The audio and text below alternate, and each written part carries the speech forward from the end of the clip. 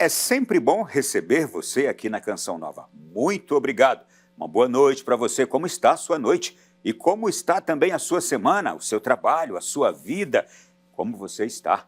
Obrigado mais uma vez por essa companhia aqui ao nosso programa e a toda a família Canção Nova. Bem, vamos começar mais um programa falando de mais temas importantes e que eu tenho certeza que você vai gostar muito. O de hoje, como encontrar propósito e felicidade no ambiente profissional, é o nosso tema deste programa. O ambiente de trabalho deve ser um lugar de dignidade, respeito e construção, todos os dias. Mas a realidade mostra que muitos ambientes corporativos, devido à competitividade, têm se tornado espaços de pressão e adoecimento mental. Cada vez mais pessoas enfrentam o esgotamento emocional, o chamado burnout, que afeta não apenas o desempenho profissional, mas também os relacionamentos dentro e fora da empresa.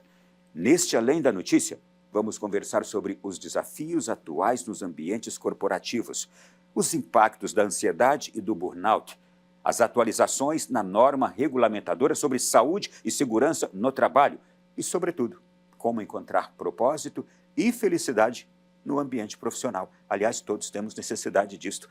E para falar sobre este tema, a gente recebe aqui um convidado que é um especialista já neste assunto, estudioso, mas, sobretudo, alguém que tem se dedicado a favorecer a felicidade no ambiente profissional. Recebo com muito prazer Marcione Schaeffer, especialista em espiritualidade corporativa, doutor em teologia, professor de ética e espiritualidade nas organizações, da pós-graduação da UX Bento. Marcione Schaeffer tem percorrido o Brasil de motorhome para ministrar palestras que destacam a espiritualidade como uma das ferramentas para auxiliar as pessoas a encontrarem o propósito e o sentido para suas vidas. Que trabalho é este, Marcione? Boa Amém. Noite, bem-vindo. Boa noite, meu querido, tudo bem com você? É um trabalho ou é o quê? Eu consegui juntar as duas coisas. Aliás, é sobre esse tema que eu também coloco numa reflexão. Felicidade é você fazer o que gosta e alguém te pagar por isso. E aí, quer dizer, esse é o caminho da felicidade, né? Que deveria ser um propósito pessoal da experiência de cada um. Quando a gente consegue unir essas coisas, é o que a gente faz. Graças a Deus, depois que eu fui para a reserva como oficial da Marinha, como capelão militar, eu não quis mais trabalhar 24 horas do dia como um padre faz, e todo mundo sabe que essa é a vida de um sacerdote, trabalhar 24 horas por dia. Eu não queria mais trabalhar 24 horas por dia, me aposentei como oficial da Marinha, capelão, e aí parei de trabalhar e disse, agora eu vou me divertir. Fiquei um ano parado, sem fazer nada, não deu certo. Ou seja, sem fazer, sem produzir nada, a gente não vive. E aí eu tomei uma decisão que eu precisava estudar. E aí fui procurar estudar justamente esse tema, que é um tema que traz realizações, felicidades, na busca do engajamento pessoal, profissional, que é o que é melhor para a sociedade, para todo mundo, para as pessoas, para as empresas e para as famílias. Esse é o meu propósito. Você já me trouxe aqui elementos curiosíssimos. Primeiro é que você foi capelão, padre. Não é mais padre hoje? Na verdade é o seguinte, eu fico brincando, né? O pessoal diz assim, deixou o sacerdócio? Não, eu deixei o sacerdócio ministerial ordenado. O que nos leva à vida do céu é o sacerdócio pelo batismo, sacerdócio comum dos fiéis, que todo batizado tem que fazer. Aliás, sobre isso eu faço uma reflexão que eu brincava, né? Eu deixei esse ministério há 4 anos atrás, porque a minha vida sempre foi projeto de realizações. Tudo que eu tenho, o que eu fiz é 3, 4, 5 anos. Depois é um tema para reflexão no dia de hoje. Eu digo que nós somos batizados e o batismo nos dá o bilhete para entrar no céu. A pessoa diz assim, não, eu tenho que fazer alguma coisa para ir para o céu. Não, você não precisa fazer nada para ir para o céu. O céu foi presente do sangue de Cristo na cruz. Isso eu fiz, doutor em teologia, eu fiz 30 anos isso, a reflexão nas paróquias. Quando você é batizado, você ganha um bilhete. Vamos fazer uma brincadeira. Você vai ter um jogo do Flamengo e do Grêmio. Um clássico, né? Flamengo e Grêmio no final de semana. Eu vou lá na bilheteria e compro todos os ingressos possíveis e saio distribuindo o ingresso para as pessoas. Não significa que elas vão entrar no jogo, elas têm o direito de entrar. Mas elas podem não entrar. Falta uma semana para o jogo, elas podem perder o ingresso, elas podem rasgar o ingresso, não gostar do jogo e não ir. Podem ter o ingresso roubado. Pode ter o ingresso roubado. Ela tem um ingresso para entrar no céu pelo batismo. Mas daí tu faz de conta que as pessoas não valem nada na tua vida. Tu faz de conta que as pessoas, a tua vida é só única e você faz o que você quer dela e os outros não interessam. Você fica destruindo a tua família com álcool, com drogas. E aí chega no final da vida, você vai e morre, você chega diante de Deus e Deus diz, que bom te receber aqui. Cadê teu bilhete? Aí tu vai olhar e diz assim, pai, o bilhete que tu me deu, eu fui fazendo estrago na minha vida e nos outros a vida inteira. E agora só tenho isso para te apresentar. E aí eu fico brincando que a misericórdia de Deus é tão grande que é capaz de ele dizer assim, meu querido, como tu está arrependido, entra mesmo assim na alegria do teu Senhor. Aí a gente pega, como o sacramento da confissão faz, tu bota uma durex e bota o bilhete inteiro, arrependido, está tudo certo. Mas não é o mesmo bilhete, então não precisa botar durex. Cuida do teu bilhete. Aquele bilhete que eu recebi no meu batismo é o bilhete que vai me dar a entrada no céu. A forma como eu vivi a minha vida é o bilhete que eu vou entregar para Deus. Ou é um bilhete cheio, pleno, ou rasguei e destruí a minha vida e dos outros. Eu não queria confiar nessa misericórdia de Deus para dizer que a pessoa vai pensar no final, mas cada um decide a sua vida ao longo da sua história. Então, não precisa fazer nada para ir para o céu. A garantia você já recebeu pelo batismo. Você só precisa cuidar para não rasgar e não perder o bilhete. E é por isso que eu estou nesse projeto de cuidar bem do meu bilhete até o dia que o Senhor me chamar. Mas vamos lá. Já é trecho de uma das suas palestras quando você vai no ambiente corporativo, isso aí? Pode ser também. Também é. Depois de 30 anos de ministério. Vamos lá, 30 anos de padre. Sim. E quando você deixa o sacerdócio, você resolve continuar fazendo algo muito semelhante para o bem das pessoas no ambiente corporativo. É isso que eu estou entendendo? É, exatamente. Eu só mudei o foco, né? Sim. No sacerdócio, ministério ordenado, eu esperava que as pessoas viessem a mim nos finais de semana. Mas o que eu percebi é que no mundo corporativo das empresas, do mundo do trabalho, cresce cada vez mais essa ansiedade, depressão, burnout, esses problemas todos. E essas pessoas, muitas delas, têm ausência de Deus. E essa é a grande dificuldade da espiritualidade de entrar no mundo corporativo. Porque no Brasil, infelizmente, nós estamos numa dualidade terrível. Ou é de um partido, eu não vou citar nome, ou do outro partido. Ou você é católico ou você é evangélico. Isso não existe, na verdade. Isso é terrível, isso afasta as pessoas do centro do propósito da política, que é verdadeiro, que é bom, que tem significado. Isso afasta as pessoas da espiritualidade. Muitos empresários, não, vai botar espiritualidade aqui, vai dar confusão, as pessoas vão brigar por isso. Mas não entendeu a essência. E depois eu vou explicar que a essência da espiritualidade é como sal. E não entendeu que o mundo está fazendo esse caminho de volta e as grandes corporações estão utilizando isto aqui que você está fazendo. Exatamente isso, exatamente isso. Eu não inventei a roda, Ronaldo. Eu estou apenas fazendo a roda andar. A Revista Brasileira de Administração, em 2021, fez um artigo, Espiritualidade Corporativa, Espiritualidade nas Organizações. Ou elas aceitam isso, ou coloquem isso no seu portfólio da empresa para oferecer para os colaboradores, ou elas vão ter muitas dificuldades. A Revista Brasileira de Administração 2021, não é eu que estou inventando a roda. Ela escreveu isso no artigo em 2021. E quando eu então não quis mais trabalhar 24 horas por dia, que um coitado do sacerdote faz a vida inteira, que eu já tinha me aposentado, por causa de um projeto de vida lá, que depois eu vou apresentar, eu disse, eu quero parar. E aí eu tive uma experiência que não foi positiva, eu fui acometido de um câncer de pele. Ah, mas câncer de pele, todo mundo tem, mas eu fui no médico, o médico disse, olha, eu sou teu amigo médico há 15 anos e a notícia é o seguinte, eu não sei se é grave ou não, mas é câncer. Não é uma boa notícia. Você tem um impacto e quem teve câncer sabe disso, né? Então eu enfrentei aquele um sofrimento, eu tinha recém saído do ministério, pedido dispensa, fiz cirurgia, deu tudo certo.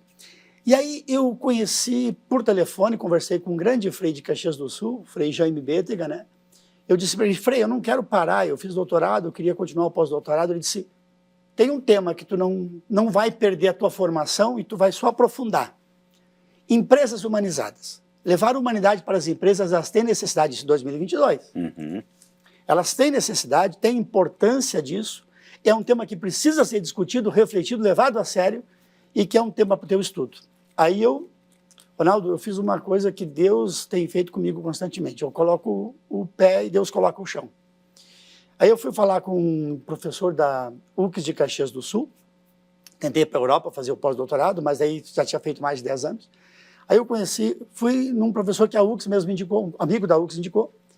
Eu fui falar com ele, que é o meu orientador de pós-doutorado hoje, o professor Doniro. A minha situação é essa, minha vida, minha história, papapá. E eu queria ver se o senhor percebe esse tema da espiritualidade. Ele disse, olha, eu sou professor há 30 anos na universidade, não é a minha área é marketing, é um dos mais pesquisados do marketing do ano passado. Um dos professores mais pesquisados do CNPq ano passado. Mas eu sou empresário, E pela minha junção entre professor universitário e empresário, eu vou te dizer, o tema é maravilhoso e eu vou te dar orientação, porque não tenha dúvida, o tema que tu vai fazer é fundamental e necessário para a minha empresa e para as empresas do Brasil. Então vamos fazer um trabalho. Aí eu comecei o pós-doutorado, a pesquisa nessa reflexão, aprofundei os temas e aí depois acabou saindo o livro nessa dimensão. Você já me trouxe tanta coisa rica aqui, mas eu preciso tirar algumas dúvidas. Você percorre o Brasil dando palestras de motorhome? Também, o que acontece? Eu sou um homem de projetos de 5, 7 anos. Faltavam 7 anos para me aposentar. Eu decidi, quando eu me aposentasse, comprar um motorhome. Que Deus abençoe e perdoe você, porque a inveja é uma coisa que passa, e Deus perdoa. Tem um homem que escreveu lá, no motorhome dele, sonho meu. Eu disse assim, troca isso aí, rapaz, bota sonho de muitos. Não é um sonho meu, é sonho de muitos. 7 anos antes, eu fui numa empresa e vi um motorhome e disse, rapaz, isso aqui é uma coisa maravilhosa para viajar, levar a casa junto, né? Se tiver foto disso, eu quero mostrar, tá? Vou mostrar depois. E aí eu comprei um motorhome, fiz um projeto, né? E vendi o skate, brincando, né? Vendi tudo que eu tinha, bicicleta, tudo para comprar o tal do motorhome. E foi uma experiência maravilhosa, porque eu fiz uma viagem, 3 meses, saí do Rio Grande do Sul e fui até Pernambuco, 3 meses viajando, né? O motorhome tem até máquina de lavar, né? O pessoal sabe desse mundo, né? E foi maravilhoso. Então esse é um propósito. Porque nesse propósito, Ronaldo, eu vou ligar um outro propósito, que é a espiritualidade para os caminhoneiros. Eu sou filho de caminhoneiro. E o Brasil vai enfrentar esta realidade da falta de motorista de caminhão daqui a 5 anos. A grande maioria deles tem 50, 60 anos, esse pessoal vai aposentar. E a quantidade de motoristas novos que querem ir para as estradas é muito pequena. E o transporte para o Brasil, a gente sabe disso. Então, o que acontece? O motorhome é uma forma de eu me divertir, passear, dar palestra e ainda passar nos postos de gasolina. Hoje de noite eu estou aqui, vamos fazer uma oração, uma reflexão. Então, esse é um projeto que vai ser colocado em prática ainda, mas se Deus quiser, nos próximos dias aí, vou também colocar, porque eu vi essa necessidade do motorhome, né? Como esse tema da espiritualidade do mundo do trabalho, o motorista de caminhão está trabalhando. Sim, sim. Dificuldades na estrada. A estrada é o ambiente de trabalho. Está trabalhando longe da família, sim, longe de casa, sofrendo. Muitas vezes a ausência de Deus, porque não pode participar das orações que gostaria de participar. Sujeito não tem, a tantos perigos. Sujeito aos perigos. Passando por tantos temores, imagina. Então, é um carinho que eu tenho para os caminhoneiros, em homenagem ao meu pai, que foi caminhoneiro, né? A gente percebeu isso quando criança. Então, eu fiz um e-book também para caminhoneiros, para esses profissionais da estrada, que é uma outra profissão que eu admiro e respeito demais. Por favor, ponha em prática. Realmente, há uma necessidade. Aliás, tem até aquele trabalho também da pastoral dos caminhoneiros, se eu não me engano, dos padres. Ele tinha mais, estava mais forte. O padre Zé Estrada que virou bispo, inclusive. Isso. E tem depois, outros padres. Abriam a carroceria do caminhão. Levava o altar ali. E o altar estava lá e disparava nos postos de combustível. Exato.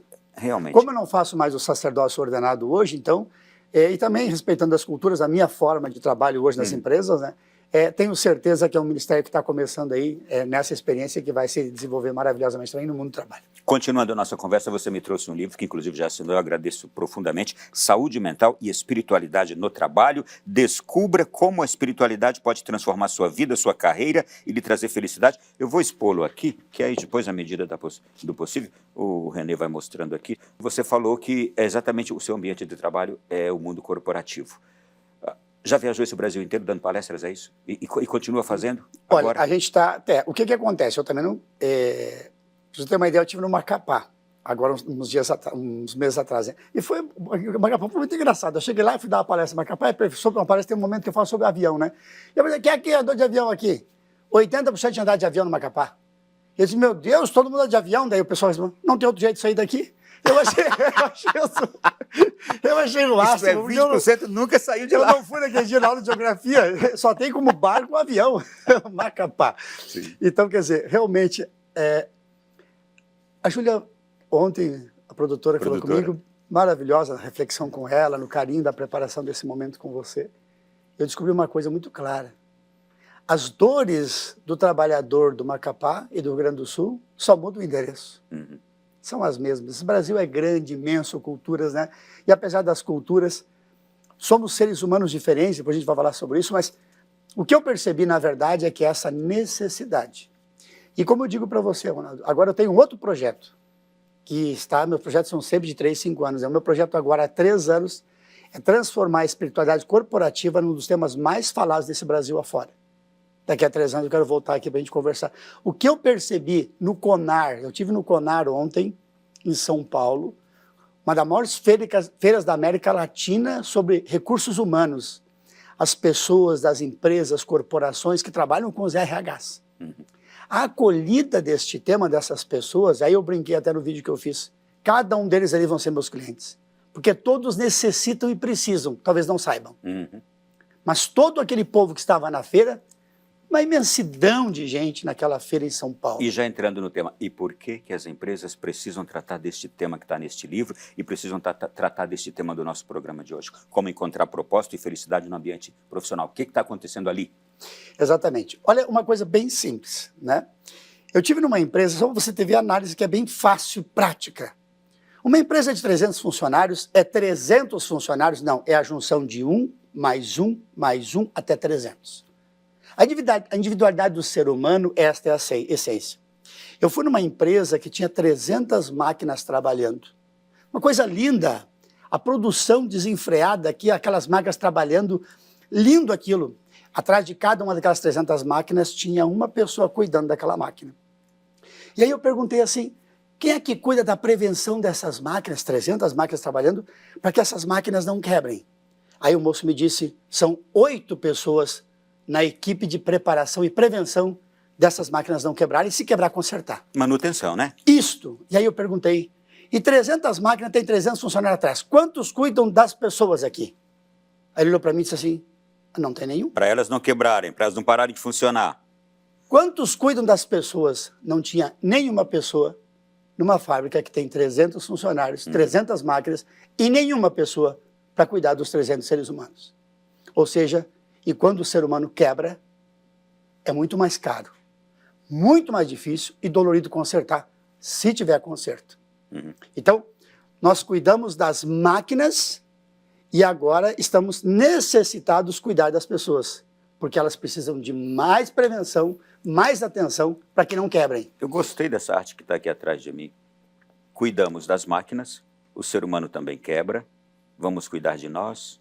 É exatamente isso. Este é o propósito. Na verdade, o que nós estamos fazendo aqui, eu digo que a espiritualidade, ela também pode ser usada na cura, mas eu prefiro usar ela na prevenção. Porque a prevenção sempre foi mais barato, melhor, mais oportuno. O que é a campanha do álcool que foi feita no Brasil? Que coisas maravilhosas. Eu não sei calcular, a gente não consegue calcular centenas de vidas que foram salvas. Do fumo, campanha do fumo. Exato. Que bom que tem reduzido cada dia mais o número de fumantes. Ou seja, a prevenção sempre é o melhor caminho. Eu até faço aqui já um outro adendo de por que não se faz uma campanha mais forte dos acidentes de trânsito, prevenção de acidentes de trânsito, que é outra coisa terrível que está acontecendo em grande número e parece que não reduz, impressionante. Exato. Mas eu estou entendendo, o tema é prevenção. Esse é o nosso sentido, porque a espiritualidade no mundo corporativo, ela pode ser usada como prevenção, as pessoas estarem bem consigo, a gente vai aprofundar isso também da espiritualidade, estarem bem consigo, estarem bem com os outros, porque a espiritualidade é isso na essência. Primeiro, eu bem comigo, depois no final a gente vai fazer uma reflexão sobre o sal. É aqui que eu ligo a Você trouxe alguns, você trouxe sal, você trouxe mochila que nós vamos trazer no segundo bloco para fazer. E eu quero algumas dinâmicas que você utiliza no seu trabalho, hein? Ótimo, vamos fazer isso. Faça-as aqui também para nós. Porque a palestra tem que ser muito reflexiva, mas ela tem que ser dinâmica. Porque se eu ficar durante uma hora na empresa, se eu ficar uma hora na empresa batendo no tempo, torna-se chato e inconveniente. Então tem a reflexão séria sobre a vida, sobre a minha experiência pessoal, minha trajetória de vida e a brincadeira também no mundo do trabalho, como é que a gente acontece. Duas notícias para ti aqui. A primeira é boa, a gente abordou coisas maravilhosas. A segunda é ruim, não fiz nada do primeiro bloco ainda. O próximo bloco vai ser muito mais rico. Aguarde você que está do outro lado aí. E você que trabalha com pessoas, você que tem empresas, você que é também um profissional de qualquer que seja a área. Aliás, você que é um trabalhador, esse programa hoje é para você, que é um trabalhador, mas ele é também muito importante hoje, para quem emprega, para quem cuida, para aquele que é o líder de uma empresa, diretor de uma empresa, o empresário, o próprio dono. É preciosíssimo. Que tema maravilhoso esse, que o mundo inteiro está hoje se debruçando e compreendendo a sua essencialidade, a espiritualidade no ambiente corporativo. A gente vai continuar aprofundando isto já no segundo bloco do nosso programa. Intervalo. Um programa especialíssimo na noite de hoje e um programa que vai ser muito útil para todos nós. Como encontrar propósito e felicidade no ambiente de trabalho. Todos nós trabalhamos, todos nós, todos os dias, estamos sempre fazendo algo que é o nosso trabalho. E seja onde for, tem aquele trabalho mais restrito, até mesmo aquele trabalho dentro de casa, e tem aquele trabalho externo, mas como encontrar felicidade, propósito no ambiente de trabalho. Marcione, mais uma vez eu te agradeço pela presença. Algumas perguntas importantes do primeiro bloco ficaram aqui que eu não pude fazê-las. Por exemplo, aqui, olha, porque hoje os colaboradores têm tanta dificuldade em se relacionar bem no ambiente de trabalho. A gente sabe que tem certas dificuldades. Cada pessoa é diferente, cada uma com o seu problema, cada uma vivendo situações de dores. Não sei como humanizar mais as relações de trabalho, ansiedade, burnout, depressão, tem crescido entre trabalhadores, outras questões aqui. Mas você trouxe agora também uma mochila para este segundo bloco, que vai ficar aqui essa mochila, que ele vai daqui a pouco fazer uma dinâmica para nós, mas eu já começo aqui, exatamente isso. Por quê que os colaboradores hoje, por que o ambiente de trabalho hoje tem se tornado um ambiente que adoece? Particularmente, eu gosto daquele vídeo, se a gente pudesse passar o videozinho do Chaplin, do Charlie Chaplin, a cultura, aquele homem, 1936, tempos modernos. O vídeo começa lá dizendo que a humanidade em busca da felicidade. Meu irmão, nós estamos trabalhando agora esse tema de felicidade no trabalho. É a novidade do mercado hoje. O Chaplin anunciou em 1936. Então, peraí, já que você já anunciou o vídeo, a gente vai chamar agora e você de casa vai assistir. Bom, na verdade, esta cena mostra o quê? A história do trabalhador que apertava parafusos e ele pirou com relação a isso, porque era um trabalho, fazia sempre a mesma coisa e ninguém cuidou da saúde pessoal dele.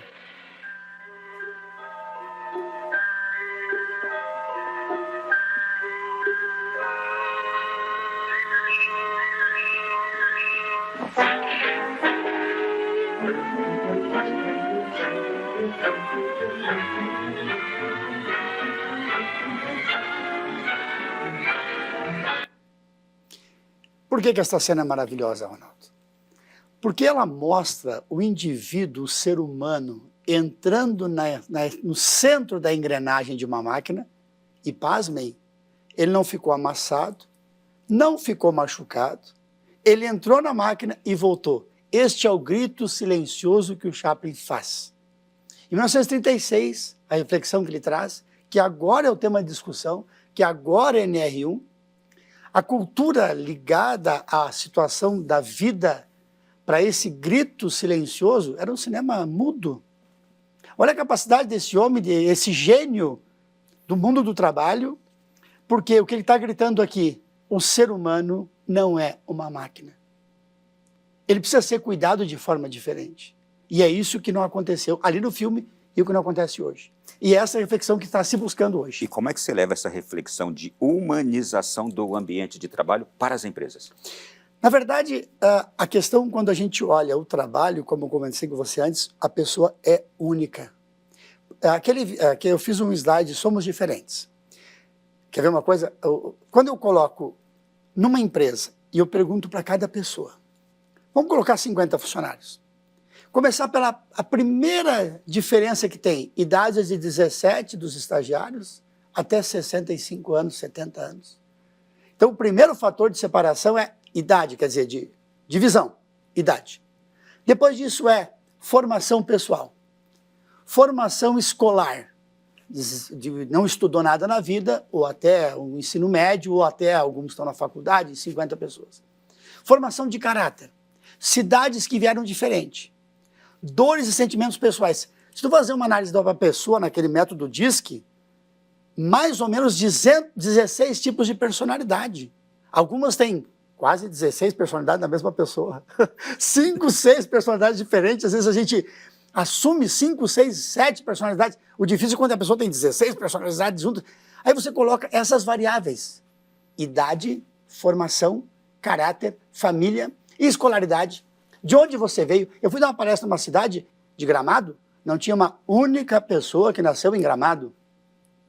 Ou seja, você pega essa miscelânea de pessoas, tudo diferente, e como você vai unir essas pessoas todas com esses propósitos? Isto é, são pessoas, cada uma com suas riquezas, cada uma com suas habilidades, capacidades, mas que precisam de algo que as harmonize. É isso? Exatamente. E além de tudo, aliás, eu posso fazer... todo ambiente de trabalho Quero é assim, te fazer uma dinâmica para mostrar para vocês, na realidade, o que acontece. Dá licença. Quando você sai da sua casa e você vai trabalhar, você leva nas costas a mochila da vida. É. Nessa mochila da vida, você tem a mãe que ficou doente em casa, que talvez você tivesse que colocar num asilo, mas que você não tem condições de pagar, porque ela fica em casa o dia inteiro sozinha. É a dor de muitas famílias que têm o idoso em casa. Antigamente eu era contra asilo, mas hoje às vezes é uma solução melhor, porque a pessoa está mais cuidada, outras vezes não.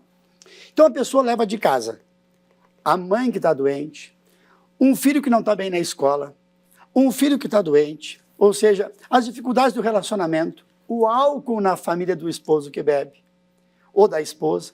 Enfim, você vai para a tua fábrica, do teu trabalho, da tua vida... E sem falar dela mesma, que ela está se levando também com os seus problemas. Ou seja, na bagagem você leva você e a bagagem. E aí você leva a bagagem, você entra na empresa, e aí você vai no maleiro, tranquilamente, você vai lá no maleiro, no vestuário, você vai se vestir, botar o uniforme da empresa, você pega a tua mochila da vida, coloca no armário e vai trabalhar. Só que não. Essa mochila vai contigo no trabalho. Você não tem como colocar essa mochila no armário e pegar às 5 horas, 5 e meia da tarde quando vai embora. Essa mochila faz parte da tua vida, da essência. Só que tu não pode pegar essa mochila, passar pelo coleguinha e atirar no colo dele. Por quê? Porque isso é inteligência emocional. Se você atirar com o coleguinha, a tua mochila, o colega não vai saber o que está acontecendo. E você vai criar uma expectativa, um sofrimento do teu colega, uma briga, uma intriga, porque faltou inteligência emocional, que às vezes não vai curar mais. E você tem um colega de trabalho de 5, 6 anos que não se conversa, porque ele chegou um dia com a mala dele de sofrimento, tocou no teu colo, e você tem que suportar isso. Então a gente traz uma mala para o trabalho, não larga no maleiro, não pega às 5 da tarde, a gente trabalha o dia inteiro com a dor e o sofrimento e tudo junto, mais as dores pessoais, além dos outros, como você disse. Se eu pegar as pessoas diferentes, idades diferentes, história diferente, tudo que eu disse antes, com mais esse monte de coisa, meu Deus, nós somos seres humanos maravilhosos. Porque você jota todas essas variáveis possíveis e imagináveis numa pessoa. E quando você olha a essência, e é possível conciliar isso tudo no ambiente de trabalho? Claro que é.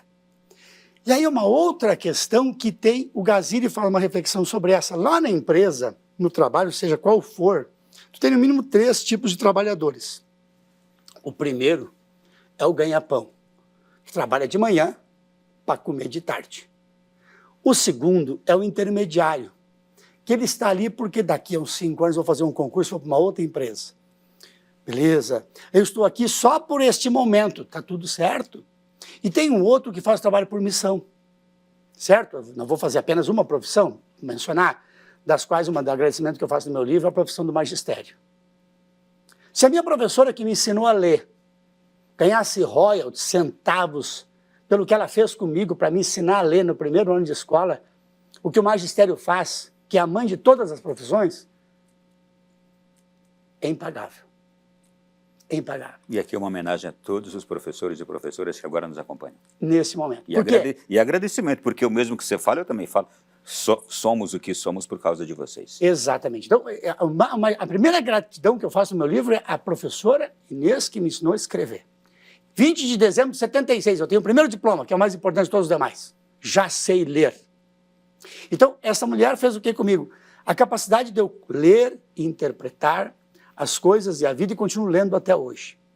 Nessa dimensão da leitura que a gente lê as pessoas que são diferentes, e aí você vai gerar essas relações humanas. Porque um outro fator terrível que nós temos na vida, e que é um outro problema no mundo do trabalho, é a expectativa.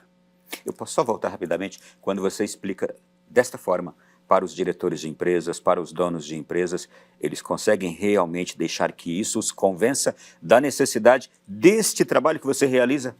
Muitas vezes o que acontece, infelizmente, Ronaldo, o que dizem os donos de empresa e diretores? Infelizmente, ainda não entenderam muitos, pelo amor de Deus, tem uma reflexão maravilhosa sobre isso. Porque muitas vezes, e aliás, é uma outra reflexão que eu faço sobre o diretor da empresa, os CEOs são as pessoas muitas vezes mais solitárias do mundo. Porque todo mundo cobra o diretor da empresa, o empresário. Ele é cobrado pelos trabalhadores, é cobrado pelos funcionários, pelos seus colaboradores, é cobrado pelos seus clientes, é cobrado pela família de casa, quem não tem tempo para a família, é cobrado do Estado pelos impostos. O diretor de uma empresa é o grande cobrador. E cobrado pelo dono da empresa. 5 cobranças. Sem dúvida. E hoje a grande quantidade, por isso que eu faço mentoria também para empresários bem-sucedidos que não estão conectados com a família e com a vida, eu também acompanho esse pessoal. Ou seja, está bem como empresário, alcançou, realizou seus sonhos, mas está desconectado da vida. Que é e muitos CEOs também entrando em depressão, ansiedade. Quando a gente fala da ansiedade no trabalho, não é só o trabalhador assim, do nível de fábrica, mas as direções líderes também precisam disso. Então, o que acontece? Muitos deles fazem a pergunta, quanto é que vai lucrar a minha empresa se eu colocar isso? Não. Quanto você não vai gastar daqui a um ano? E quanto vai te fazer bem também. Para a tua vida e para os teus colaboradores. Exato, porque aí é que está. Quando você muda a reflexão a partir do capital, tudo envolve dinheiro? Sim, pode ser. Se tu analisar que se tu não cuidar das pessoas, elas vão adoecer e depois para tratar custa mais caro, quanto custa um psiquiatra? Quanto custa um psicólogo para depois tratar uma ansiedade, uma depressão? Então, se você entender... Marcione, e quanto custa lidar com um colaborador, um funcionário que está com problema?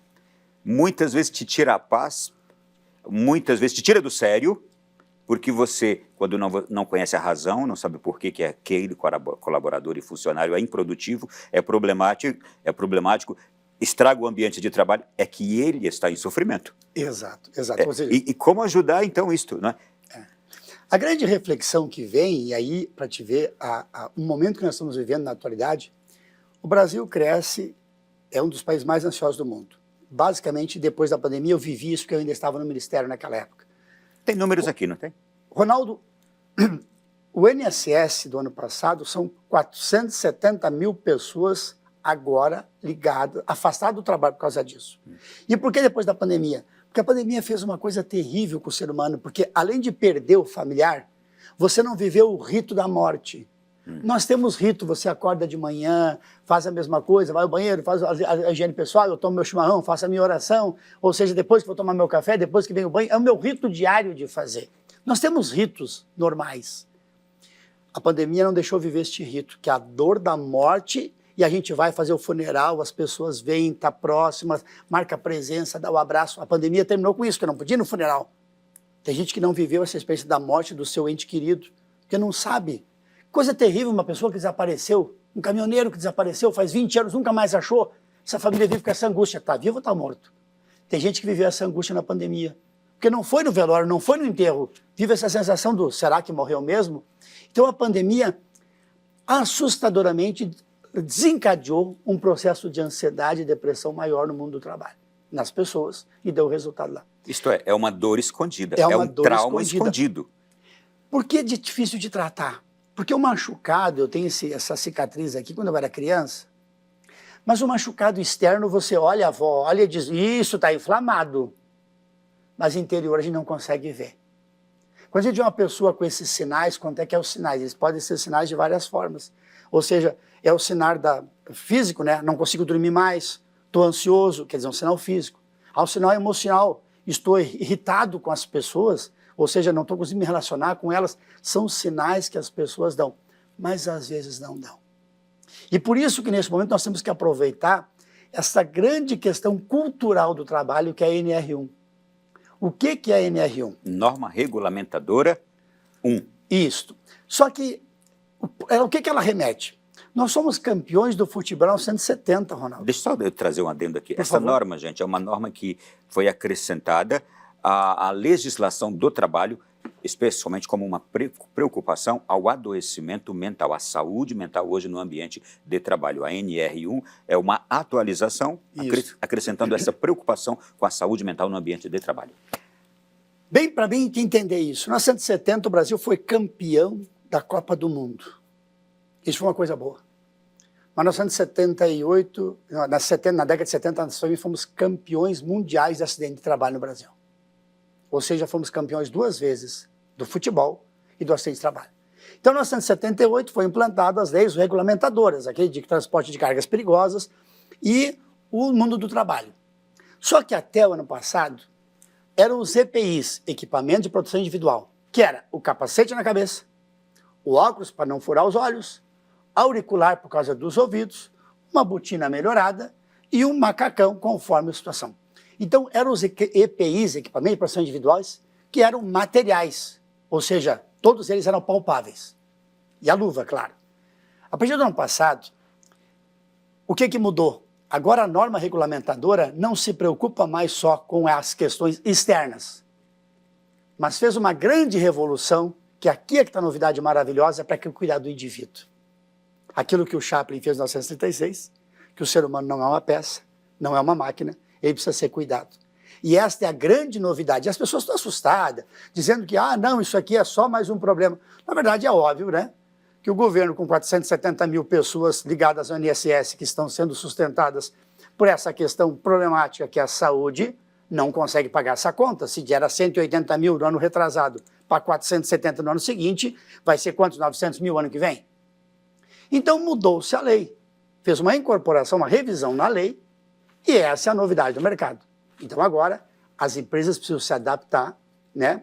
Mapear os riscos psicossociais que levam as pessoas a desencadear esse problema de depressão, ansiedade e burnout. Esta é a grande novidade da NR1, então, no momento atual. Você mencionou essas 470 mil pessoas hoje encostadas, né? E imagine também, quem já está ali por um problema, tem um segundo problema, que é o de sentir-se ali parado, inutilizado, sem serventia, não é? Já gera um segundo problema no problema. Exatamente, ou seja, isso agrava mais ainda. Agrava mais ainda. É. Então, esta grande questão, Ronaldo, que eu digo assim para você, é a questão da humanização, que eu não quero discutir se quem elaborou a lei ou porquê, mas a maravilha que ela pode trazer. E mais, o que está acontecendo? Era para ter entrado agora, em maio, dia 26 de maio, a lei entrado em vigor com multas. Graças a Deus, eu diria assim, ou não, né? Diante das empresas que têm muitas dificuldades financeiras, né? Já ia começar as multas agora. Então, diante da incapacidade de saber exatamente mapear esses problemas, a lei foi com multa só ano que vem. Mas a lei já existe. Está já funcionando. As pessoas têm que agora se adaptarem. E por que eu chamo a atenção disso? Porque as empresas pensarem assim, não, eu vou, como não está multando, eu vou só fazer o mapeamento ano que vem.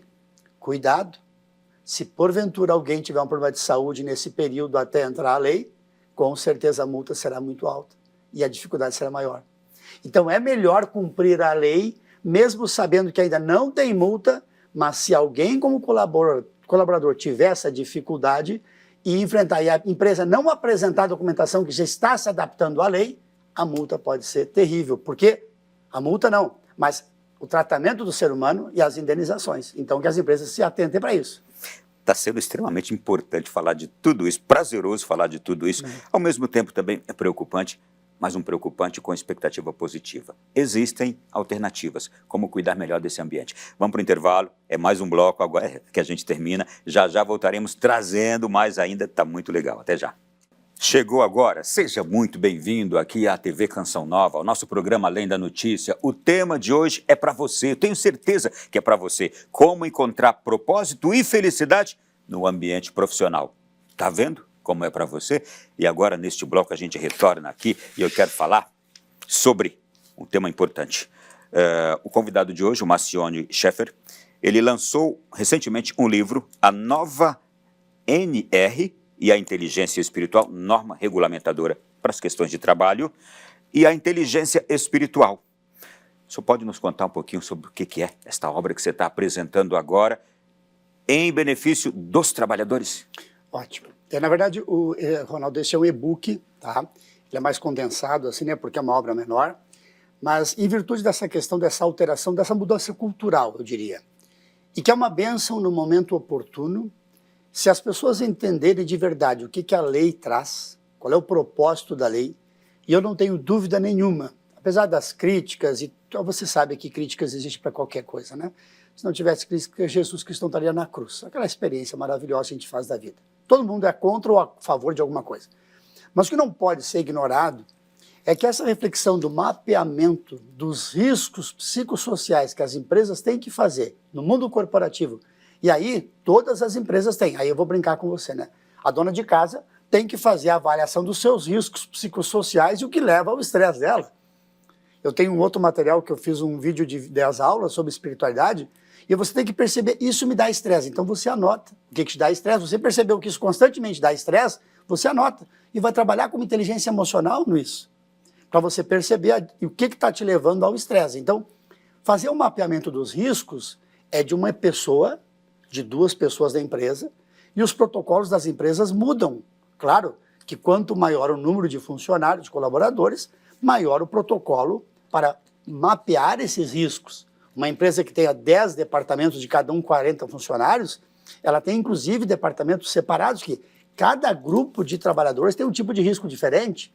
Então, quanto maior a organização, maior o mapeamento necessário. Se uma empresa de 1 funcionário ou 2 funcionários, o protocolo é menor, mas ninguém escapa da lei. É claro que não é uma palestra que vai transformar tudo na empresa, não. Mas é uma palestra que eu tenho e que as empresas têm outros profissionais para pedir ajuda deles. O que eu falo é um tema que a espiritualidade está na essência. Eu tenho uma reflexão da Organização Mundial de Saúde que eu fiz, eu gostaria que você analisasse, por favor, tomar liberdade da cola aqui, porque a gente sempre precisa. Pra você ter uma ideia, a Organização Mundial de Saúde... É o que vai aparecer aqui agora? Obrigado. Ok, vai lá. O que ela diz que é a saúde? O saúde mental, olha a expressão, é um estado de bem-estar onde o indivíduo reconhece as suas próprias habilidades, consegue lidar com as tensões normais da vida, pode trabalhar de forma produtiva e é capaz de contribuir para a sua comunidade. Ou seja, ninguém está falando de loucura aqui. Olha qual é o conceito de saúde mental que a Organização Mundial de Saúde diz. Não se trata apenas de ausência de doença mental, mas de um estado geral de equilíbrio emocional, psicológico e social. Ou seja, isso é saúde mental. Então a gente fala assim, saúde mental, mas eu não estou doido. Então cuide para não ficar. Porque a tendência de você sair desse quadro que tem tantas coisas maravilhosas, estado de bem-estar. Estado de bem-estar em casa, na família, no trabalho. Somos diferentes. Pessoas que a gente já colocou dos 16 tipos de personalidade, mais as grandes nuances que nós temos de idade, que a gente falou no outro bloco. Você pega essas diferenças todas, os atritos, a mochila que você leva para o trabalho, além de você, meu Deus, as variáveis são intermináveis. Rapidamente, se não temos isto aqui num ambiente de trabalho, também isso favorece a que as pessoas mostrem o pior de si. Soltem o pior de si. E aí torna aquele ambiente realmente intragável. Exato. É isso? Exatamente. A inteligência emocional é essa dimensão. Olha, é natural que nós sejamos pessoas diferentes. Está lá o quadro. Eu fui na palestra, fui brincando. Consegue ler isso aqui? Todo mundo lê. Somos diferentes. Está lá no quadro. Somos diferentes. Aí eu escrevi diferente de uma forma diferente. Mas todo mundo lê isso aqui. Uhum. Como é que você não consegue ler o teu colega de trabalho? Porque nós temos um problema de ser humano que todos nós temos, faz parte da máquina humana. Nós geramos expectativas. Se eu perguntar para você, como é que é teu pai? Meu pai é uma pessoa maravilhosa, é um homem incrível, cheio de qualidade. Mas, meu Deus, quando eu falo mas, Ronaldo, eu me apavoro, eu me desespero. Porque aquele mas vai vir tanta coisa que você acha que a pessoa é ruim ou não tem a qualidade porque não está nas suas expectativas. No emprego é a mesma coisa. Tem pessoas que têm a capacidade incrível de fazer assim. Chegou uma pessoa nova no trabalho, e aí quando eu brinco com as pessoas, eu fiquei brincando lá no Macapá, eu disse, gente, eu vou falar para vocês aqui no Macapá, porque lá no Sul acontece isso, mas eu sei que aqui no Macapá essas coisas não acontecem, porque é coisa lá do Sul. Aí eu brincava assim, a pessoa chega no trabalho, chega um novo, aí o cara olha e diz assim pro cara, tu viu que chegou novo hoje um rapaz aí? Eu vi. O que tu achou dele? Eu disse, não falei com ele. Cuidado, eu acho que não é uma boa pessoa. Aí a pessoa pergunta, mas como assim tu falou com ele? Não, não falei, mas tem uma coisa nele que não vai bem. Ou seja, não basta tu não gostar do indivíduo. Você tem a capacidade de falar pro outro que você não gostou e que você quer que o outro entre no teu time. E se pior, a pessoa não correspondeu às tuas expectativas, tu vai fazer de tudo para destruí-la. Isso é uma outra capacidade do ser humano que precisa ser trabalhada. E terrível. E terrível. Sim. Porque uma pessoa faz uma coisa para ti, tu entra no trabalho. Aí tu gera expectativa. Nós temos a capacidade de gerar expectativa de todo mundo. Eu gero a expectativa de que essa pessoa vai fazer isso aqui para mim. Como ela não faz aquilo que eu esperava, ela não presta mais. Ela pode fazer 300 coisas maravilhosas durante um dia, um mês. Se ela tomou uma atitude que eu não gostei, eu vou conseguir destruir tudo aquilo que ela fez, porque isso aqui não gostei, porque eu gerei expectativa e isso me machucou. Eu gerei expectativa. E a expectativa é um dos piores sentimentos do ser humano. Se eu disser para você qualquer coisa, Ronaldo, na minha casa tem uma coisa maravilhosa, uma chácara linda, e tu vai ficar sonhando com aquela chácara, chega lá e te mostra, pensei que era uma coisa melhor. Tu gerou expectativa. E a tua expectativa que você gerou nas pessoas não muda. Sabe qual é o problema? É que nós achamos que as pessoas gerem para suprir as nossas expectativas. E eu vejo com sofrimentos no pai de família, por exemplo. O pai de família tem 3 filhos e ele tem uma expectativa 10 sobre cada um deles. Aí seu filho está de sacerdócio 30 anos. Se o filho alcançou 9 pontos aqui nos 10, ele está chateado com os 10 porque ele não alcançou aqueles 10 que ele esperava, que eram os 100 que ele esperava, mas não consegue valorizar os 90. Então a expectativa no mundo de casa, das relações humanas e no trabalho é pior. Porque no trabalho, se aquela pessoa que entrou no trabalho não gerou a expectativa que eu criei, eu vou criar um problema para transformar a vida dela no inferno. E aí tu pensa, todas as variáveis possíveis e imagináveis que eu falei, mais as diferenças que agora não criou a minha expectativa, juntando no grupo de pessoas, o inferno está feito. Vamos fazer o seguinte, tem uma reportagem legal sobre tudo isso. Vamos assistir agora, a nossa equipe preparou. O mercado de trabalho vive hoje uma realidade preocupante. Cresce a cada ano o número de pessoas diagnosticadas com doenças mentais. Segundo dados do Ministério da Previdência, os afastamentos por ansiedade e depressão triplicaram em 10 anos. Em 2015, foram cerca de 90 mil casos. Já em 2024, o número ultrapassou 307 mil. Somando outras doenças mentais, os afastamentos chegaram a 440 mil no ano passado. Cristiano faz parte dessa estatística. Ele precisou se afastar depois de um período de sobrecarga e acúmulo de funções. Isso foi que aumentou essa carga. Era no trabalho, eram os amigos, o pessoal do trabalho também, né? Então essa exigência. A fotógrafa Rafaela Camelo também recebeu o diagnóstico de ansiedade e depressão. Quando estava afastada do trabalho, decidiu procurar ajuda profissional para enfrentar a doença. Quando a gente descobre um problema, a gente busca soluções, né? E o que me ajudou muito mais assim do que remédios, do que qualquer outra coisa, é saber que eu sou humana e que eu também preciso de ajuda, preciso de cuidado, e eu posso ser cuidada. Casos como os de Cristiano e Rafaela revelam que os efeitos vão além da rotina profissional e acabam refletindo também nos vínculos familiares e nas relações do dia a dia. Antes de voltarmos aqui dessa reportagem, o foco estava nas relações, nas expectativas que se cria ali naquele ambiente de um com o outro, aquele ambiente corporativo. E aqui nessa reportagem a gente viu a questão da sobrecarga de trabalho, das cobranças, da pressão, tudo isso.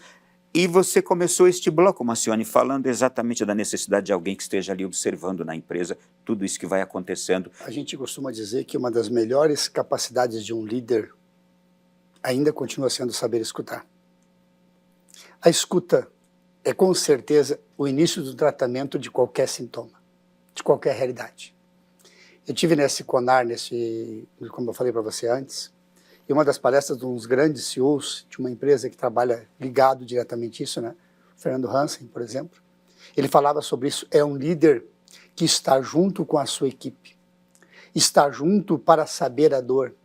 E ele falava no storytelling, quando um funcionário dele mencionou que estava com câncer, quando foi fazer a primeira quimioterapia, quem estava já era o líder.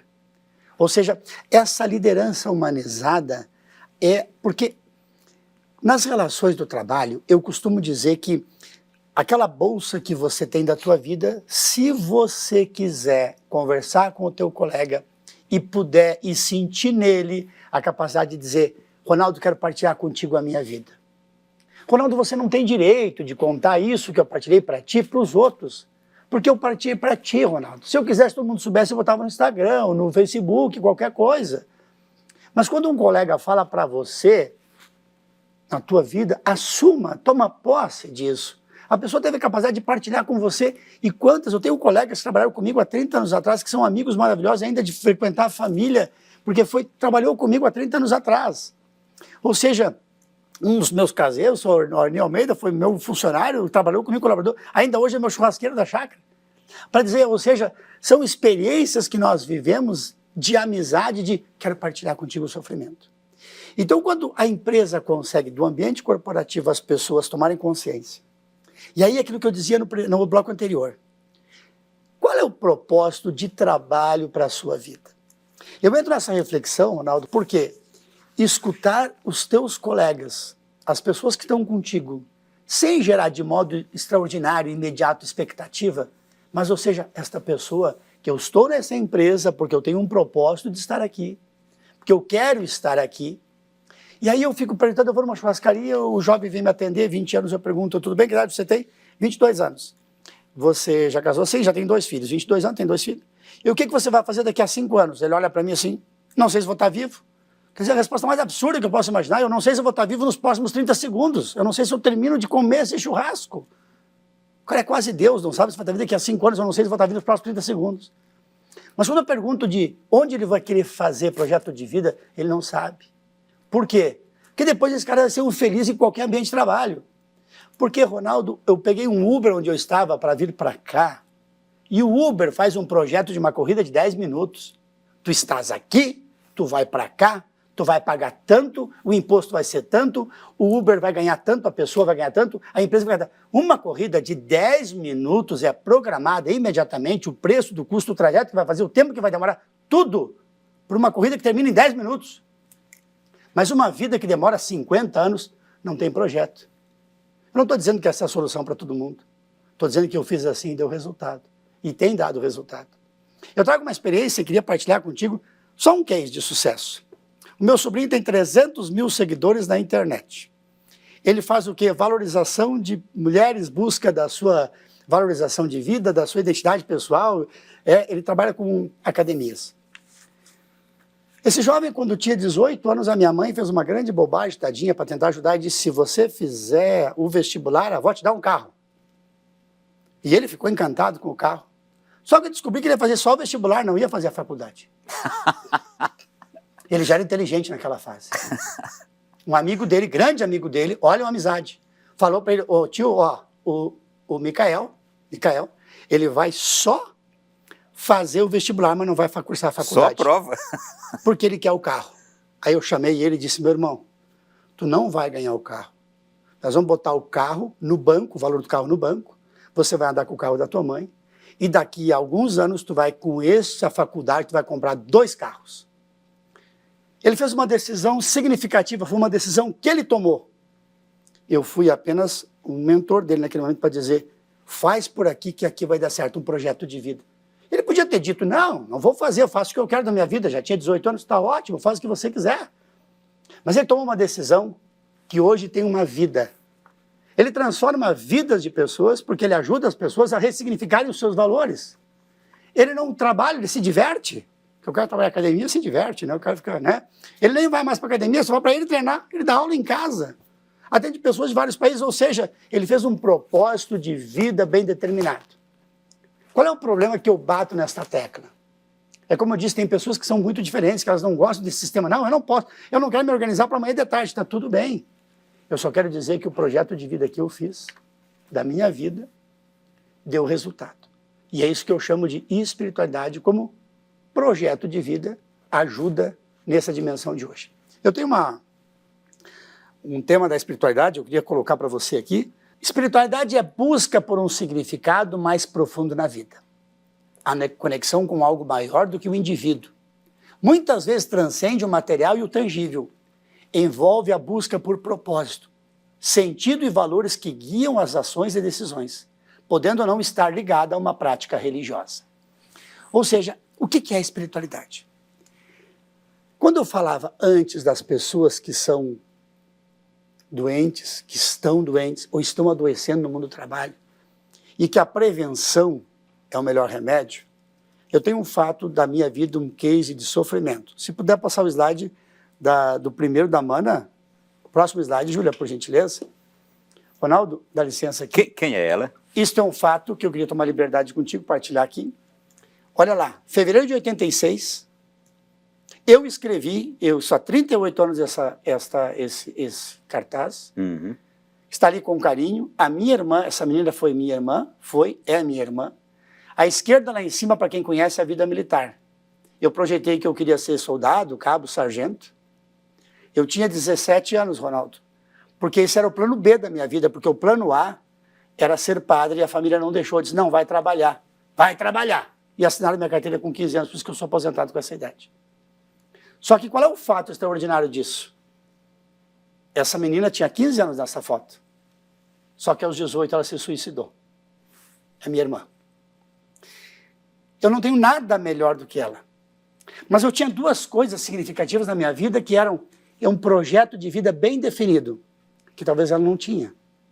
E eu tinha uma espiritualidade profunda que tenho até hoje, e que talvez ela também não tinha. E outros problemas pessoais que desencadearam nela. Ela era funcionária de uma empresa, trabalhava. Ninguém percebeu, nós não percebemos a família. E essa é a dor de quem vive com uma pessoa que cometeu o suicídio. Ou seja, a gente não consegue entender isso, perdão. A gente não consegue entender e ler no outro isso. Mas ela não conseguiu superar. Me desculpe, não estava previsto isso, me perdão. Mas então, é uma vida que se foi. Quando eu falei antes que nós temos que prevenir para não remediar, e esta semana quando eu falei para um grande empresário desse mundo das empresas aí, falava sobre essa questão de cuidar das pessoas, eu brinquei com ele com seriedade e disse, o trabalho que você faz, se nós salvarmos apenas uma vida, já foi bastante. Porque é uma vida que tem sentido, que tem significado. Então quando eu falo da espiritualidade, eu não tenho dúvida nenhuma. O que faltou ali? Ah, mas você vai dizer assim, sim, mas tem pessoas que têm muita espiritualidade e também cometeram suicídio, mas eu não sei quantas milhões que têm e não cometeram. Né? E vamos lá, apenas para te ajudar também a se recompor aí, é algo que sempre mexe muito com todos nós mesmos, ainda mais um caso tão forte como esse sua experiência. E é no ambiente de trabalho que a gente passa provavelmente a maior quantidade de horas da nossa vida. Nós estamos ali, somos observados e observamos naquele ambiente de trabalho. E é por isso que ele precisa ser um ambiente saudável.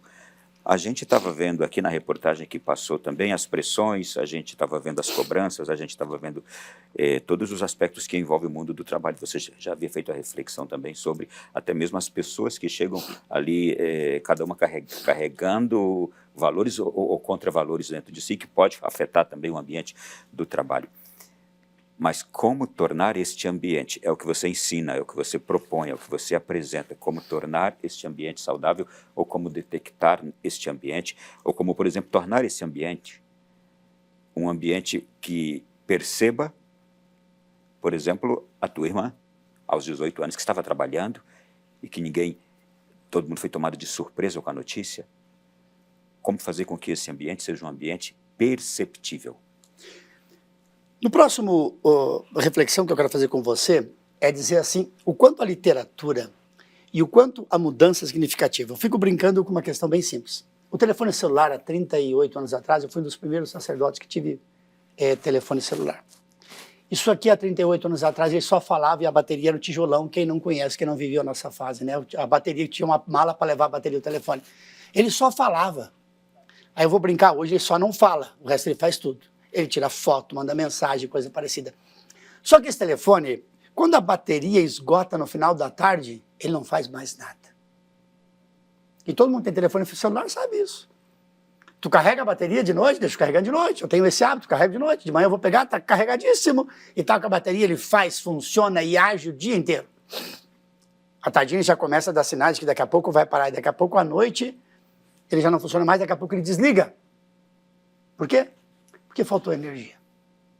E a espiritualidade é justamente isso. E agora, pasmem, o Conselho Federal de Medicina no Brasil, agora, Conselho Federal de Medicina no Brasil, já trazendo essa experiência do mundo inteiro, percebeu e criou dentro do Conselho Federal um departamento de espiritualidade. No Conselho Federal de Medicina. É para o quê? É unir a ciência à espiritualidade. E este conselho criou um departamento que eles querem descobrir, com trabalhos científicos, com provas concretas, de que forma a espiritualidade ajuda ou não nas relações humanas.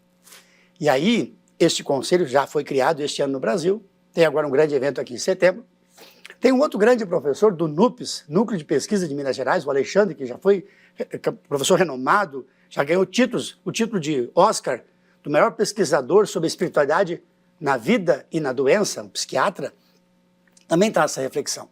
E eu posso fazer uma dinâmica com você, rapidinho? Podemos deixar para o próximo bloco? Claro, por favor. E vai ficar dinâmica já na expectativa. Tá ótimo, então. Você já criou a expectativa. Tá ótimo. E por que a gente dá uma paradinha aqui nesse bloco agora? Aliás, eu quero fazer um cumprimento muito particular à presidência do Conselho Federal de Medicina, que tem dado exemplos magníficos na verdadeira defesa da vida, da saúde no Brasil. Doutor Irã, receba aqui o nosso abraço, já nos encontramos, já nos conhecemos, e todas as vezes que eu o encontro é causa de realmente grande satisfação. Parabéns a vocês por esta presidência que já vem da anterior e o senhor agora foi reconduzido. Mas vamos para o intervalo, é bem rapidinho, voltamos já na sequência do programa com a expectativa causada e vai ter música também no próximo bloco aqui do programa. Vai ter música, né? Vai ter música, claro. Voltamos já. De volta novamente no nosso Além da Notícia da noite de hoje com a temática como encontrar propósito e felicidade no ambiente profissional. Mas a grande preocupação do nosso programa na noite de hoje é justamente pelas abordagens últimas que a gente tem ouvido na mídia sobre a questão da saúde mental no ambiente de trabalho. Por exemplo, gente, olha, destaques como estes. Brasil tem maior número de afastamento por ansiedade e depressão em 10 anos. Quase 60% dos trabalhadores sentem culpa por tirar férias, diz uma pesquisa. Brasil ocupa alarmante papel de destaque na atual epidemia global de ansiedade. Eu quero até tirar algumas dúvidas aqui com o nosso convidado da noite de hoje. Marcione, eu achei estranha essa pesquisa aqui. Quase 60% dos trabalhadores sentem culpa por tirar férias. Como assim? Com certeza. O que acontece? Quando a gente dissocia a dimensão e não consegue separar a dimensão do trabalho e da vida, leva o trabalho para casa, a casa para o trabalho, a gente não tem como fazer essa separação, óbvio. Agora, quando isso vira uma ansiedade, ou seja, é o que a gente encontra nos grandes líderes, encontra aquelas pessoas que realmente tomam consciência da importância do seu trabalho, mas não conseguem fazer o link da separação verdadeira. Por isso que eu fico brincando com seriedade, que a espiritualidade pode ser uma ferramenta maravilhosa para isso. Eu coloquei como 3 livros que eu basicamente gosto muito. O Jeito Harvard de Ser Feliz. Essa pesquisa, Ronaldo, eu vou ficar brincando, isso é um livro de cabeceira e é quase obrigatório. Porque essa pesquisa maravilhosa, nós seres humanos temos uma outra capacidade, que eu já disse antes, é incrível, né? Quando eu tiver tal coisa, eu vou ser feliz. A gente protela a felicidade para depois. E ele prova, por A e mais B, que quando a gente consegue ser feliz com o que tem, ele potencializa a felicidade para eu chegar onde eu quero. Porque você diz, olha, quando eu tiver tal carro, eu vou ser feliz. Aí você compra aquele carro, na segunda prestação você não é mais feliz com aquele carro, porque você comprou um carro de 24 prestações e a segunda já te tornou infeliz. Não é o que te levaria à felicidade. Fim de ano. 31 de dezembro é o Dia Mundial da Mentira. Ano que vem eu vou fazer tal coisa. E não faz. Não é mais 1º de abril. Não, porque o 1º de abril é mentir para os outros. Dia 31 de dezembro é mentir para a gente. Ano que vem eu vou fazer isso, vou melhorar. E quando eu pergunto, o que tu vai fazer ano que vem? Vou fazer um curso. Ano que vem eu vou casar. Ano que vem eu vou fazer uma faculdade. Ano que vem eu vou trocar de carro. Mas ninguém falou para mim ainda. Ano que vem eu vou ser um pai melhor. Ano que vem eu vou ser uma mãe melhor. Ano que vem eu vou ser um filho melhor. Essa frase eu normalmente não escuto. Por quê? Porque nós estamos preocupados sempre com coisas.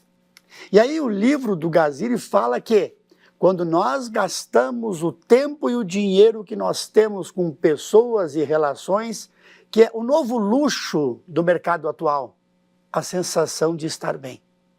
Não é o que você tem em volta de patrimônio, mas pode ser um pé na terra no final de semana para dizer, isso aqui é um luxo. Simplesmente com a família fazendo acampamento numa barraca que custa R$500, mas está com a esposa e com os 2 filhos ou 3 filhos no acampamento, no pé no chão. Olhar a lua à noite, sentir aquela brisa. Isso não tem nada de dinheiro, mas tem luxo. Isso é o novo luxo do mercado. Tem um grande arquiteto que trabalha sobre essa dimensão aí no Brasil. Ele fez reflexões lindas sobre o novo luxo. E essa dimensão entra a caminho disso. Por isso que o livro O Jeito Harvard de Ser Feliz é extraordinário, porque ele diz que como é que tu é feliz com aquilo que tu tem. É uma das tuas referências. E o outro livro que eu indico demais, que é o Viktor Frankl, ele foi um psiquiatra preso em campos de concentração, e ele dizia assim, vendo os colegas dele se matar, ele dizia, eles podem aprisionar o meu corpo, mas não aprisionam a minha mente. Este é um dos livros mais lidos do mundo, Em Busca de Sentido, que eu uso também para escrever o meu livro. É um livro maravilhoso. E o Inteligência Espiritual, da Dana Zohar, o que ela fez? Ela conceitualizou aquilo que um grande filósofo, Lima Vaz, já fazia como antropólogo da antropologia personalista. O Lima Vaz que o ser humano é presença. Eu estou aqui neste momento, presença, eu sou passado, é a minha história, e eu sou futuro, que ele fala de dimensão espiritual. Não fala de espiritualidade, fala de dimensão espiritual. Então, quando a pessoa... E o tempo, estou aqui, tempo de qualidade das 5 linguagens do amor. Tu está numa janta e está no celular. Eu estou com alguém, eu estou com tempo de qualidade. O tempo de qualidade é necessário, importante e valoroso. E é o fundamental. Mas eu queria entrar na dinâmica para não esquecer, que eu brinquei, que eu prometi a dinâmica antes. Prometeu. Vamos lá. Rapaz, o que é a dimensão da fé? Eu estava no quartel fazendo uma palestra para 100 e poucos jovens, eu perguntei, eu vou fazer a pergunta a você, meu filho, quem é que acredita em Deus aqui? Aliás, eu perguntei, quem é que tem fé aqui? Aí uns 10 para ser pós-moderno responderam, eu não tenho fé. Por que tu não tem fé, meu filho? É porque eu não acredito em Deus. Meu irmão, tu não sabe nem português, que é militar, né? Tu não sabe nem, dá no meio, tu não sabe nem português. Eu perguntei quem é que não tem fé. Tu está me falando sobre Deus? Não, mas não é a mesma coisa? Claro que não. Fé é o ato de acreditar, Deus é a entidade que tu acredita. São duas coisas completamente diferentes. E aí fé, Ronaldo, a experiência maravilhosa, a maior experiência de fé que eu tive na minha vida foi o seguinte. Eu fui no hospital fazer uma visita, que eu fazia como capelão, no Hospital da Marinha, no Marcílio Dias, uma bênção, 3 anos da minha vida lá naquele hospital. Uma das maiores escolas de vida que eu tive foi nesse Hospital da Marinha. Tanto quanto os médicos, quanto os pacientes, toda a equipe. Eu cheguei um dia para fazer uma visita para a dona Juliana. Dona Juliana, como é que vai a senhora? Tudo bem? Oh, tudo bem, eu sou o capelão, vim fazer uma oração com a senhora. Vamos rezar, rezei com a dona Juliana, fazemos a oração ali lá. Aí vou rezar com a segunda, rezar com a terceira. Quando eu cheguei na 5ª senhora, eu disse, tudo bem? Não. Eu disse, nossa, eu já levei um susto. Não, estúpida assim, né? Mas está no hospital, doente, sofrida, eu vou respeitar, é o sofrimento dela. Olha só, eu quero lá falar com a senhora, porque eu vim fazer uma visita com a dona Juliana, estou aproveitando para rezar com todo... Eu não quero rezar. Aí eu já levei um outro susto, né? Disse, não, a senhora tem que entender que eu sou o capelão do hospital. Moço, olha só, eu vim aqui rezar, eu vim aqui fazer uns exames hoje, de tarde eu vou embora, o senhor pode ir embora, não quero rezar, muito menos pode sair. Eu fui para casa e chorei, Ronaldo. Porque ela não respeitou a inteligência emocional, ela podia ter dito, moço, obrigado pela gentil visita, mas o senhor obrigado, eu não quero rezar, não acredito em Deus, está tudo certo, o senhor pode rezar com o seu pessoal, estava tudo bem. Mas Deus é pai. Uma semana depois eu volto no hospital visitar a minha dona Júlia. Como é que está a senhora? Fazer oração. Quando eu olho para o lado, a criatura estava lá. Que veio só para fazer uns exames e ia voltar para casa no outro dia. Você já ficou com medo dela. Eu já entrei de pezinho por pezinho, né?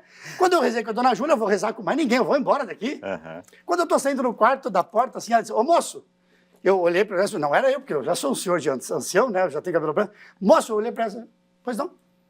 O senhor lembra de mim? Eu olhei para ela assim, claro. E Deus também. Aí ela já tinha entendido o negócio, né? O senhor lembra de mim? Eu disse, lembro. O senhor é o homem da oração, né? Eu disse, mas quanta diferença de uma semana, que mudança extraordinária. Aí eu disse, sim, eu sou o capelão, homem da oração. É porque eu disse, o senhor lembra de mim, né? Sim, já falei, lembro da senhora, nunca mais vou esquecer da senhora, nem lá no programa da Canção na Hora não vou esquecer da senhora, pode falar. É que eu vim fazer uns exames no ano passado, o senhor lembra? Claro que lembro sim. E os exames deu um problema, eu não consegui, deu um problema terrível e eu tenho que fazer uma cirurgia hoje de tarde, só pode rezar por mim? Claro que não, vai pro inferno que o diabo te receba, desgraçada. E aí o pessoal na palestra fica perguntando se eu fiz. Eu não fiz. A vontade foi essa. A vontade não passou até hoje, Ronaldo. A vontade não passou até hoje, mas eu podia ter feito. Não podia ter feito, claro que eu podia. Eu não sou Deus, eu era só o padre, o capelão, eu não podia ter feito. Ela disse que ela não queria rezar, não queria me escutar e não queria... Eu ia embora no outro dia. Que fé foi ele essa chutou, que ele deu aumentou... um chute praticamente. Ela me chutou. Que fé foi essa que aumentou uma semana depois? Uhum. É claro que eu não era louco ainda, eu estava só no curso. Não tinha enlouquecido naquela época, eu estava só no curso. Aí eu disse para ela, claro, meu anjo, não falei tudo que eu pensei, né? Mas até hoje eu tenho vontade de dizer, um dia que eu encontrar ela, eu vou dizer tudo aquilo. Aí eu disse assim, claro, vamos rezar. Claro que eu fiz ela rezar a oração da semana passada, junto, foi uma oração demorada ali, né? Uhum. Por que eu brinco na palestra isso? Porque na vida da gente, uma dá mais ou menos assim. Quando está tudo bem, deixa Deus descansar. Para quê, né? Quando a gente tem uma necessidade, clama por Deus. E eu falo que essa é a essência da espiritualidade, é isso que eu prego, isso que eu ensino, aquilo que eu disse. O que é espiritualidade? O conceito de espiritualidade, no mundo atual, um conceito bem tranquilo, é assim. Espiritualidade é busca por um significado mais profundo na vida, tá ali. Busca por um significado mais profundo na vida, a conexão com algo maior do que o indivíduo, muitas vezes transcendente. Então, a gente comentou sobre isso, certo? E aí, como é que eu resumo isso nessa espiritualidade, Ronaldo? Eu trago um pacotinho de sal e entrego para cada um na palestra. O sal é uma das coisas, nosso Senhor disse, vós sois o sal da terra. O sal é uma das coisas mais maravilhosas da vida. E é isso que eu trabalho sobre o tema da espiritualidade. Por quê? Quando você vai fazer 4 comidas, feijão, carne, batata e arroz. Se tu não bota sal em nenhuma delas, todas elas têm gosto de nada. Elas têm todo o mesmo sabor, não tem gosto de nada. Se você pega uma colherada de sal e coloca em cada uma delas, você estragou tudo. E essa espiritualidade salgada, desculpa, ruim, a minha igreja é melhor que a tua. O meu pastor, o meu padre, a minha fé é melhor que a tua. É isso que a gente faz nesses atritos e que a empresa não aceita, porque confunde religião pessoal com espiritualidade. Então, quando tu bota uma colherada de sal na relação humana, você coloca uma colherada de sal na comida e você estraga. A espiritualidade o que é? Olha que extraordinário. O mesmo sal. Rapidamente, no ambiente de trabalho, espiritualidade e não religião. É isso. Exatamente. Essa é na essência. Porque a religião, cada um vive a sua. Quem é que não lembra da comida gostosa que a avó fazia? Todo mundo. Até a hora da morte a gente vai lembrar. Meu Deus do céu, tá lá no Senhor, a minha comidinha da avó. O que tu quer agora, meu filho? Assim, pede uma comidinha da avó. A chave para né? o céu, a comida da minha avó. Ou seja, o que é espiritualidade? Agora pense, você pega a carne, o feijão, o arroz e a batata. Você pega uma pitada de sal que a avó ensinou e coloca em cada um deles, na medida certa, que é a espiritualidade. A carne realça o sabor da carne. O arroz realça o sabor do arroz. É o mesmo sal em 4 ingredientes diferentes, mas ele não gera sabor de sal na medida certa em nenhum deles. Ele desperta o valor de cada alimento, de cada essência. A espiritualidade do ser humano é despertar o valor da essência. É despertar o meu valor enquanto pessoa. Mas o livro tem 2 propósitos. Eu tenho ali o projeto de vida.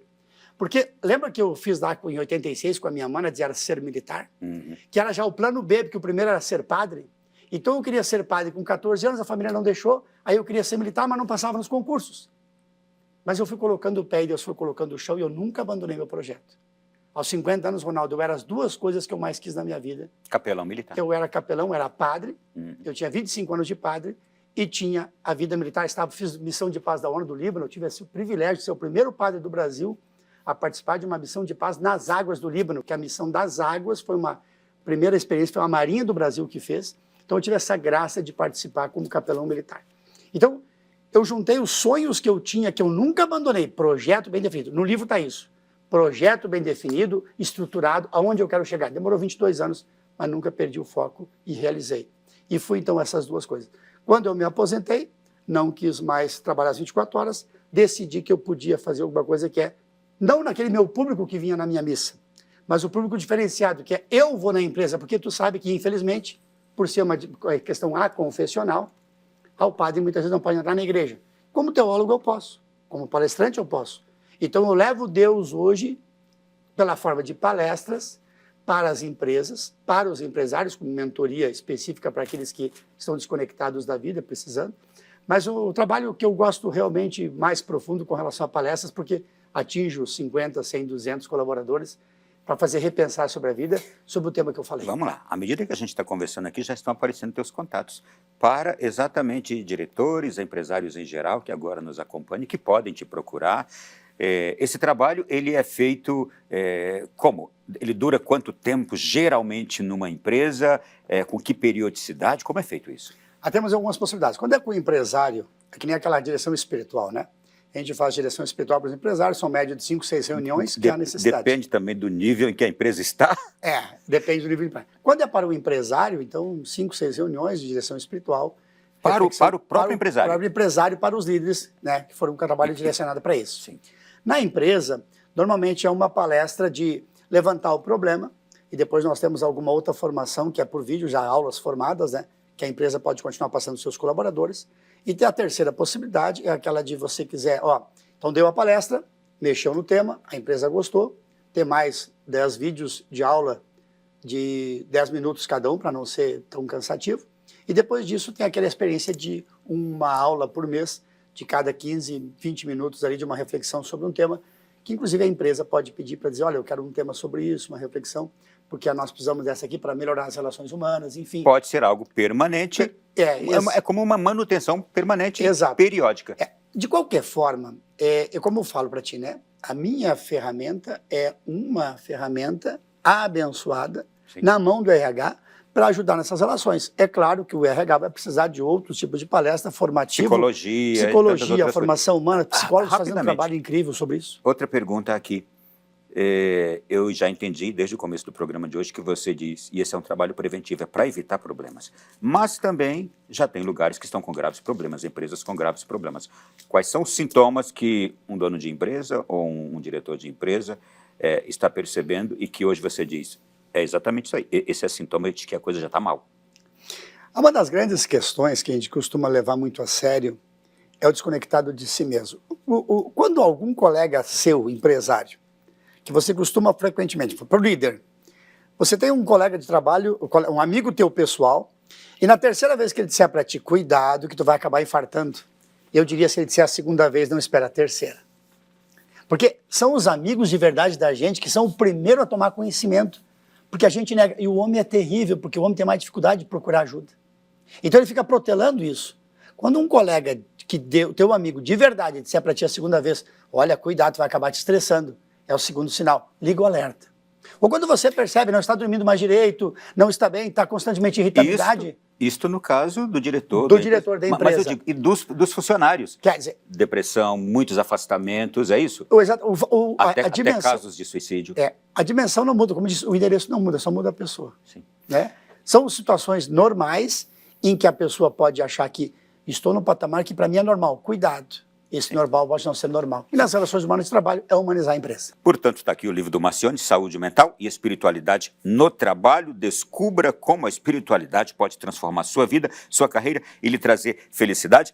E o Marcione nos prometeu que a gente encerraria esse programa de hoje com uma música que ele gosta muito e que utiliza nas palestras. E agora a gente chama aqui para o programa também a participação do Lucas, que vai tocar e cantar para a gente. Marcione, a bola está com você.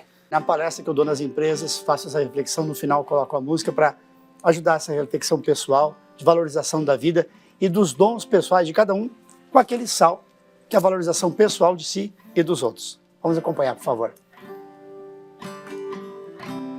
Não consigo ir além do teu olhar, tudo que eu consigo é imaginar a riqueza que existe dentro de você. O ouro eu consigo só admirar, mas te olhando eu posso a Deus adorar.